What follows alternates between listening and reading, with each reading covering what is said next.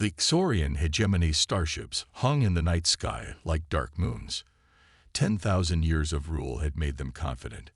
Their ships could destroy planets. Their weapons could bend reality. Their minds could talk across stars. No one dared to fight them. Juan Park stood on the bridge of the Defiant, Earth's newest and best ship. Her dark hair was tied back, her uniform crisp despite 3 days without sleep. Around her, the crew worked in tense silence. The main screen showed Proxima Colony, humanity's first attempt to live among the stars. The colony was home to 5,000 people, scientists, farmers, teachers, and children. "Commander, we're picking up unusual energy readings," said Lieutenant Dowen, his fingers moving quickly over his console. Multiple ships entering the system.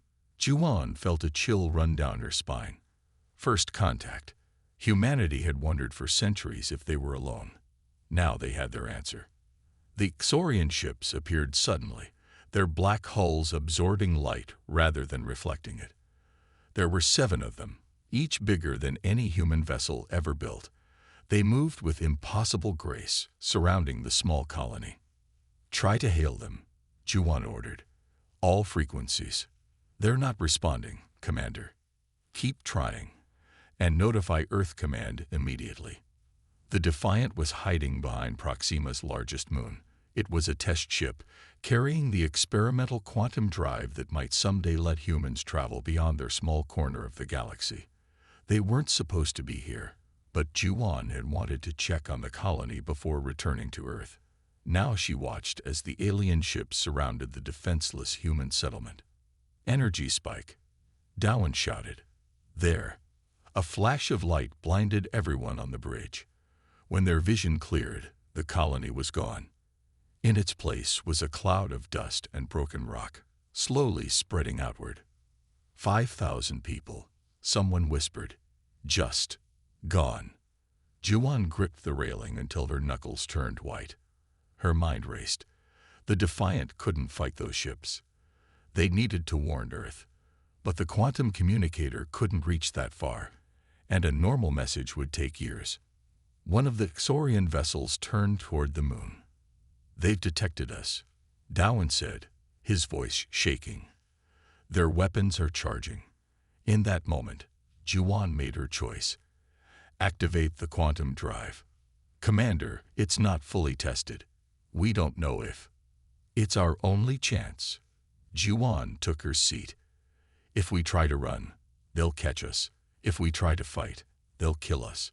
If we do nothing, Earth will never know what happened here."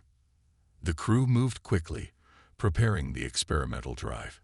It was designed to fold space, allowing travel across vast distances in moments. But no human had ever used it. The theory said it would work. The simulations were promising. But this would be the first real test. "Where should we go?" asked the navigator. Juan thought for a moment. "Somewhere they won't look for us." Set coordinates for the Carina Nebula. It was far beyond any planned human exploration, a place of star birth and cosmic storms. "The drive is ready," Dowen reported. On the screen, the Xorian ship was moving closer. "We have maybe 30 seconds before they're in firing range." Juan took a deep breath. "Tell everyone to brace for quantum transition." She pressed the ship-wide comm. "This is Commander Park. What we just witnessed was an unprovoked attack on a peaceful human settlement. We are about to attempt something never done before to escape and warn Earth. Whatever happens next, I want you all to know it has been my honor to serve with you." She nodded to Dowen, who activated the drive. The space around the Defiant began to ripple and distort. Stars seemed to stretch into lines. The ship shuddered. Warning lights flashed across every console. "Drive stability at 60% and falling," Dowen called out. 50%. 40. "Hold on," Juan said through gritted teeth. The Xorian ship fired. The energy beam cut through space toward them. 30% stability. 20. The beam was seconds from hitting them. "Now," Juan shouted. Reality tore open. The Defiant plunged into the gap between spaces. For one impossible moment, Juan felt like she was everywhere and nowhere at once. She saw strange lights and heard voices speaking in unknown languages. Then darkness. When she opened her eyes again, the familiar stars were gone. The Defiant drifted in a cloud of colorful gas and newborn stars. They had escaped, but their victory was small compared to what they had lost. Earth was now facing a threat it knew nothing about. Juan stood up. Damage report. And then I want to know where exactly we are, and how long it will take us to rebuild the quantum drive. She looked at her crew, seeing the same determination in their eyes that she felt. The Xorians think they've won. They think they've scared us into submission. But they don't understand humans yet, and that will be their mistake. Hyunwoo Park walked through the busy halls of Nova Haven. Voices echoed off the stone walls. Lights powered by captured stellar energy glowed softly overhead. 50 years had passed since his great-grandmother Juan had disappeared with the Defiant. Most people on Earth thought she had died. The Xorians told everyone she was a coward who had run away. But Hyunwoo knew the truth. Juan had not run. She had started a rebellion. The hollowed asteroid they called home held over 20,000 humans now. Some were born here. Others had escaped Earth or the tightly controlled human colonies. Each person had their own story of loss under Xorian rule. Hyunwoo stopped to look through a viewing port. Outside, the strange purple-green clouds of the Carina Nebula swirled. The dense gases hid them from Xorian sensors. They had built their home in the very place Juan had jumped to all those years ago. "You're going to be late," said a voice behind him. Taeyong, his older brother, wore the gray uniform of Haven Security. The Council doesn't like to wait, even for the man who might save humanity. Hyunwoo asked with a small smile. Taeyong shook his head. Especially for him. His head might get too big to fit through the door. They walked together toward the central chamber. Hyunwoo carried a small data crystal in his pocket. It contained 20 years of work. The hopes of everyone in Nova Haven. Maybe the future of all free beings in the galaxy. "How's Juan doing?" Hyunwoo asked. His niece was named after their famous ancestor. "She's top of her flight class," Taeyong said proudly. "She wants to pilot the mission if the Council approves it. She's 16. She's a Park. Age didn't stop our great-grandmother." They reached the central chamber. Unlike the cold metal halls of Xorian ships or the plain concrete buildings they forced humans to live in on Earth, Nova Haven embraced beauty. The chamber walls were carved with scenes from Earth and human history. The ceiling was made of special crystal that reflected the nebula outside, filling the room with dancing light. 7 people sat at the curved table. The Resistance Council. They were elected by everyone in Nova Haven. Each had escaped Xorian control in different ways.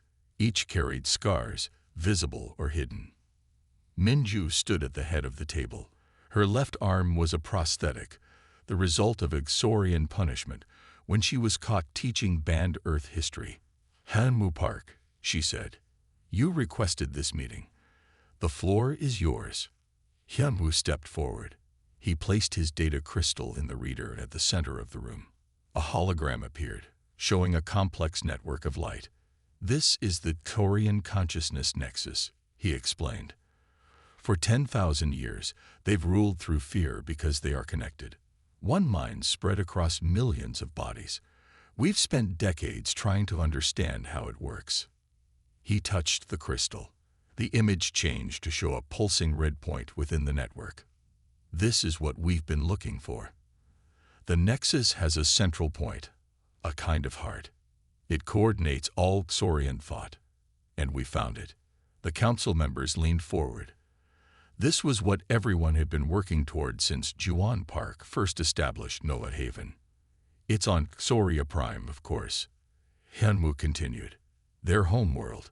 No human has ever been there, but our intelligence network has." He smiled at Jumsu, who sat at the far end of the table. Jumsu worked with the other species who resisted Xorian rule. Some had been fighting much longer than humans. The Vex have provided us with quantum field technology that can disrupt the Nexus, Hyunwoo said. We've tested it on captured Saurian technology. It works, but we need to get close to the central point. How close? Asked Sungmin, the oldest council member. Planetary orbit. The room grew quiet. Everyone understood what that meant. Soria Prime was the most heavily defended place in the galaxy. This is suicide, Sungmin said finally. It's hope, Hyunwoo countered. For 50 years, we've hidden. We've built. We've waited. The Xorians think they've won. On Earth, most humans have never known freedom. Children are born, live and die serving alien masters. He touched the crystal again. New images appeared. Zorian ships over Earth cities. Humans working in mines on distant moons. Children being tested for useful skills, separated from parents who failed to meet Saurian standards. I call it the Quasar Protocol, Hyunwoo said. A focused burst of energy that will overwhelm their connection. It won't kill them. But for the first time in 10,000 years, each Saurian will have to think for itself. And you think that will stop them? Minju asked. I think it will confuse them. Long enough for the other species to rise up. Long enough for us to finally take a stand. Junsun nodded slowly. The Vex will help. So will the Melosians. Even the Drift have agreed to join us. Hyunwoo looked around the room, meeting each council member's eyes. My great-grandmother didn't run from the Xorians. She came here to start something. To build a force that could one day fight back. That day is now. Minju studied him for a long moment. Then she smiled. Juan would be proud. Tell us your plan, Hyunwoo Park. Tell us how humans will finally take their stand. The Grand Chamber of Nova Haven had never held so many different beings. Humans stood alongside creatures they once would have called monsters or aliens. Now they called them allies. The Vex moved on crystal legs that clicked against the floor. Their bodies looked like sculptures made of shining rock. They had no faces, only smooth surfaces that glowed with changing patterns of light when they spoke. The Xorians had used them as living computers for thousands of years. The Melosians floated in special water tanks. Their blue-green bodies rippled and changed shape as they moved. Tentacles waved from what might be their heads. They were ancient, wise, and knew paths between stars that no one else could find. Most strange were the Drift. They had no solid form at all. They looked like small storms of light and color that hovered in the air. The Xorians had never caught them because they could hide inside energy fields and computer systems. Smaller groups came too. The insect-like Thrin, the giant, slow-moving Boru, the tiny, fast Kiddick who could jump through small folds in space. Hyunwoo Park stood on the speaking platform. He was nervous but didn't show it. His sister Jinsu stood beside him, ready to help explain the technical parts of their plan. Welcome to Nova Haven, he began. For most of you, this is your first time in human space. Some of your peoples have been fighting the Xorians since before humans learned to make fire. The Vex flashed patterns of agreement. Their leader, a larger crystal being named Rod, moved forward. Rod was not his real name, but the closest humans could pronounce. Humans are young, Rod said, his words translated by a small device. But you see things differently. This is valuable. Not everyone agreed. A Melosian rippled with blue lights, a sign of doubt. Humans have only faced Xorian rule for 50 years. The Melosian named Sol said, water bubbling as she spoke.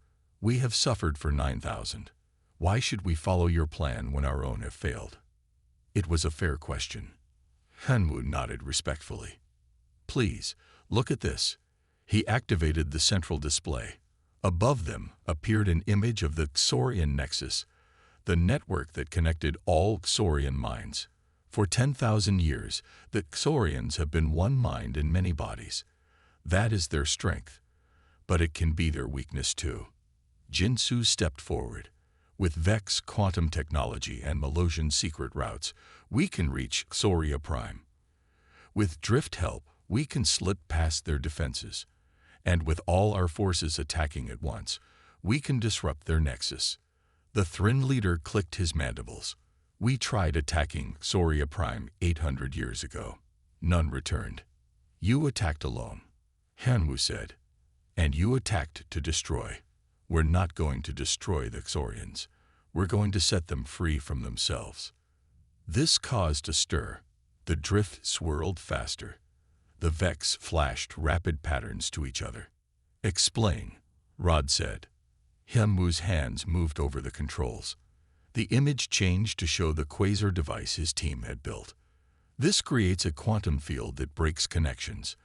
When it hits their nexus, each Xorian will suddenly be alone in their own mind. Imagine it. Beings who have never had a private thought suddenly cut off from the group mind. They will panic, a drift voice whispered from everywhere and nowhere. Yes, Hanwu agreed. They won't know how to function. Their ships will lose coordination. Their weapons will fall silent. And in that moment of confusion, we strike. To kill them all? Sol asked. No, to free everyone else. Hanwu looked around the room. The Xorians aren't evil. They're just, never questioned themselves, never had to face different ideas. With the nexus broken, they'll have to think as individuals for the first time. The Boru representative shifted his massive weight. Why would humans show mercy? They destroyed your colony. They enslaved your world.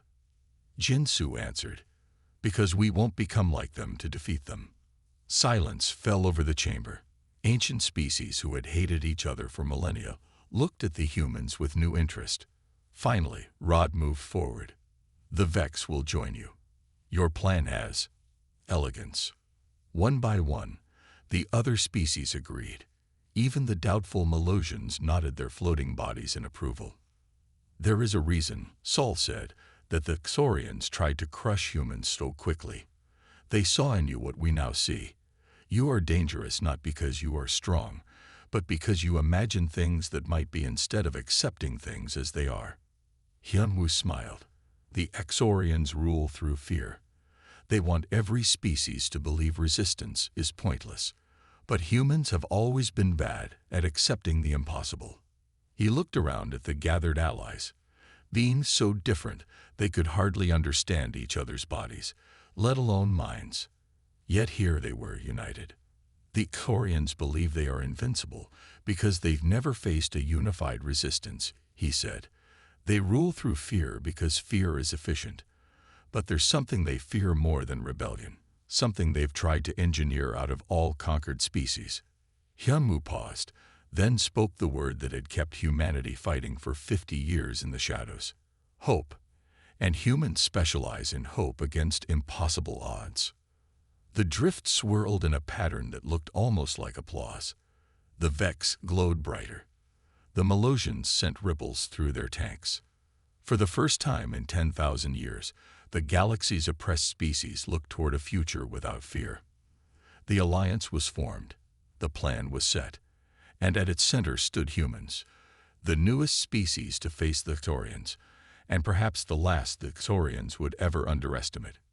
Minji Kang stood on the bridge of the new Defiant, watching her crew prepare for the jump.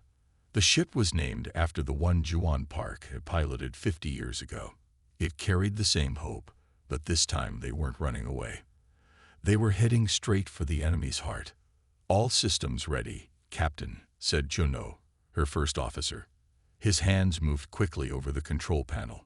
The Vex quantum disruptors are active.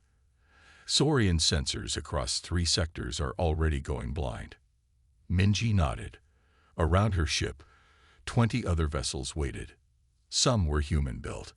Others belonged to their new allies. All carried fighters who had known nothing but Xorian rule their whole lives. The Melosian Pathfinders are sending coordinates, Juno reported. These hyperspace routes haven't been used in thousands of years. The Xorians don't even know they exist. Good. Minji opened the ship-wide communication channel. This is Captain Kang. In 5 minutes, we will jump to Xoria Prime. No non-Xorian has ever seen their home world and lived. Today, that changes. She paused, looking at the faces of her crew. Some were scared. All were determined. Remember your training. Remember Earth. Remember that we fight not just for humanity, but for every species that has lived under the shadow of fear. She closed the channel and turned to Junho. Send the signal to Earth. Tell them it's time. Across the galaxy, on humanity's home planet, people who looked like they were obeying the Xorians were secretly preparing. For years, they had hidden weapons. They had practiced in secret. They had waited for this day. On a farm outside what used to be called Seoul, Sunwoo looked up at the night sky. The Xorian ships were always there, watching. Tonight, they would have something new to watch. It's time, he told the others hiding in his barn. Nova Haven has launched Operation Daybreak. Across Earth, in every city and town, humans heard the same message, passed from person to person, through hidden radios and secret codes. The resistance was no longer hiding. In space, the new Defiant led the Allied fleet into the strange paths the Malosians had shown them. The ships seemed to stretch, then snap, then reappear in new space. The jump took only minutes instead of the weeks it should have taken. Suddenly, they were there. Xoria Prime filled the main view screen. It was beautiful, a world of purple oceans and golden landmasses. Orbiting stations formed a protective ring around it. The Xorian home fleet moved in perfect formation, each ship exactly where it should be. They don't see us yet, Junho said, checking the sensors. The drift have entered their communication systems. They're feeding fake data to the Xorian ships. Minji leaned forward. Launch all fighters. Begin the approach. Tell the Vex to ready the quasar device. Small ships poured from the larger vessels. They moved quickly toward the orbiting stations. At the same time, the new Defiant and 3 other large ships began moving toward the planet itself. Now they see us, Junho reported as alarms started blaring. Xorian ships are breaking formation. The Xorian response should have been immediate and overwhelming, but something was wrong. Their ships moved too slowly. Some didn't move at all. Others went in the wrong direction. The drift are causing chaos in their systems, Junho said with a smile. And look, the Earth resistance has begun their attack. Xorian communications are going crazy. They're calling for reinforcements. On the planet below, lights began to flicker. The great Xorian cities were losing power as the drift moved through their energy grids. They never expected this, Minji said quietly. They've ruled so long they forgot what it's like to be surprised. The first shots came from the Xorian defense stations. Energy beams lanced out toward the approaching fleet. Some hit their targets. 3 Allied ships exploded in silent fire. Return fire, Minji ordered. Target their weapon systems only. Remember the plan. We're not here to destroy them. The new Defiant shuddered as Xorian weapons found their mark. Damage reports came in from all decks, but they kept moving forward, closer to the planet. Quasar device status, Minji asked. Charged and ready, Junho replied. The Vex say we need to be in low orbit for maximum effect. More Xorian ships appeared, coming from the far side of the planet. They moved in perfect formation. Unlike the confused vessels near the Allied fleet, these hadn't been affected by the drift's disruption yet. Captain, we have incoming, Junho warned. A lot of incoming. Minji gripped the edge of her chair as the ship rocked from another hit. Stay on course. Everything depends on getting the quasar device close enough. A Malosian ship to their right exploded, then a Vex cruiser. The Allied forces were taking heavy losses, but they had surprise on their side, and something the Xorians couldn't understand. Desperation born from centuries of oppression. We're entering optimal range, Junho reported. The Vex are activating the quasar device now. On the lower decks of the new Defiant, the strange machine built with Vex knowledge and human determination began to pulse with energy. It drew power from the ship's engines, from the very stars around them. It built a quantum field unlike anything the galaxy had ever seen. All ships protect the new Defiant, Minji ordered across the fleet channel. We only get one shot at this. The quasar device reached full power. A wave of energy unlike anything human instruments could properly measure burst outward from the ship. It passed through everything. Metal, shields, flesh, even the planet itself, until it reached the heart of the Xorian nexus deep below the surface. For one brief moment, nothing happened. Then, all at once, every Xorian ship stopped moving. It worked, Junho whispered. They're disconnected. Across the galaxy, from Earth to the farthest Xorian outpost, the great oppressors of 1,000 species suddenly found themselves alone in their own minds for the first time in 10,000 years. Operation Daybreak had succeeded. The long night of Xorian rule was ending. Sora Park touched the scar on her face gently. She had gotten it during the Battle of Xoria Prime. 3 days of fighting. 3 days that changed the galaxy forever. She stood in a small room, looking at her reflection. Her black uniform was perfectly pressed. Her hair was pulled back neatly. Today was too important for any mistakes. "It's time," said Jinky, her assistant. "They're all waiting." Sora nodded and followed him down the long hallway. The meeting place had been built specially for this day. It was on a moon that no one had claimed before, orbiting a large gas giant. The building was simple but beautiful, with elements from all 27 species who would sign the Galactic Concord today. She could hear the voices as she approached the main chamber. So many different sounds. The clicking speech of the Vex, the bubbling tones of the Melusians, the musical notes of the Drift, and dozens more. A year ago, many of these species had been enemies. Now they sat together as equals. And in one corner, separate from the others, stood the Xorians. There were only 5 of them. They looked smaller somehow, less scary than they had before. Without their hive mind, each Xorian was just a person now, trying to learn how to think alone after 10,000 years of shared consciousness. Sora remembered the moment when the quasar device had worked. She had been on the new Defiant with Captain Minji. The ship was badly damaged. They had lost so many people, but when the quantum field hit the Xorian nexus, everything changed. The attacking ships just stopped. Some drifted in space, others landed safely. The great Xorian war machines fell silent. No one had expected what came next. Many thought the Xorians would die without their connection. Instead, they seemed to wake up. Each one became an individual for the first time. Some were angry. Some were scared.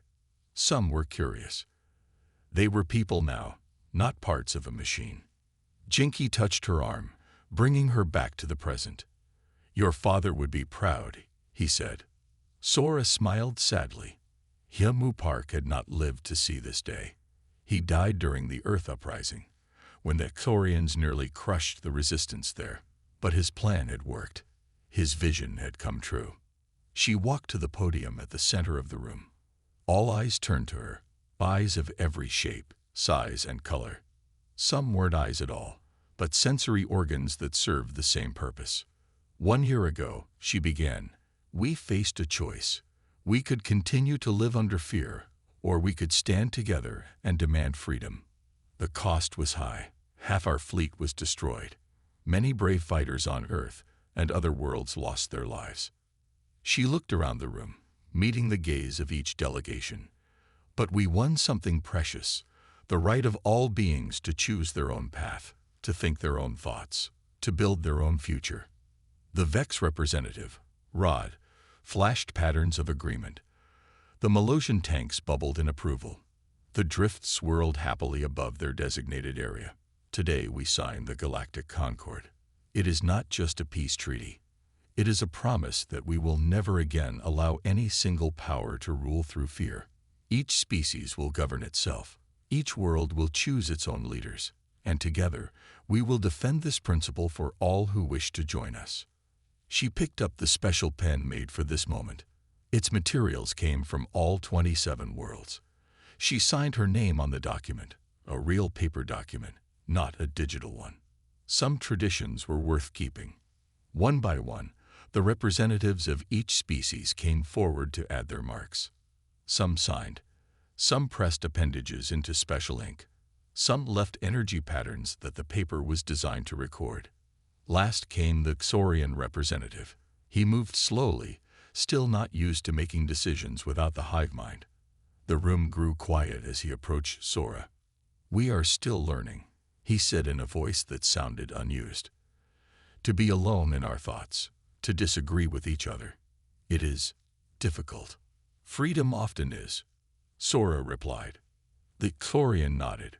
"We wish to sign, not as rulers, but as equals. Is this permitted?" Sora stepped aside, making room at the podium. "That's the whole point." The Xorian made his mark on the document. It was done. The Galactic Concord was complete. Sora returned to the podium for her final words. "We did not defeat the Xorians to become the new Xorians. Power unchecked by compassion leads only to tyranny. The galaxy has lived too long under the rule of fear." She gestured to the gathered species, former enemies, new allies, and even the Xorians themselves. Today marks the beginning of something unprecedented. Not merely peace, but the recognition that diversity, of form, of thought, of civilization, is our greatest strength. The Xorians saw difference as weakness to be controlled. We see it as the foundation of a stronger, more resilient galaxy. As applause filled the chamber, Sora thought of all those who had made this moment possible. Her great-great-grandmother Juan, who had taken the first Defiant into unknown space. Her father Hyunwoo, who had dreamed of freedom when everyone thought it was impossible. Captain Minji and her brave crew. The countless resistance fighters on Earth. They had done what no one thought possible. They had stood against fear itself and won. In the stars above, ships from all 27 worlds flew together in a celebration display. The new Defiant led them, carrying the memory of all they had lost and the promise of all they had gained. A new day had dawned across the galaxy.